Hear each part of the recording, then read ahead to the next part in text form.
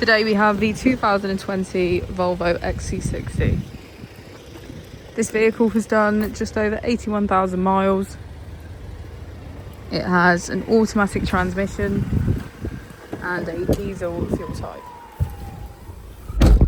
To the left of our steering wheel we have cruise control as a feature, as well as automatic headlights. To the right we have voice control. Moving on to our screen, on the first page we can access our applications.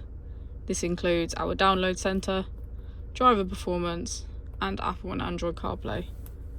On the second page is our key features, navigation, radio, smartphone integration, and our vehicle status.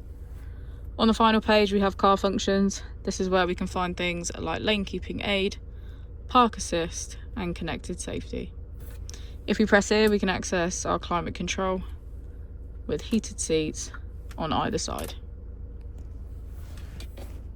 If we press our mode button, we can switch between eco for efficient drive, comfort for everyday use, dynamic for high performance, and off-road for rough road.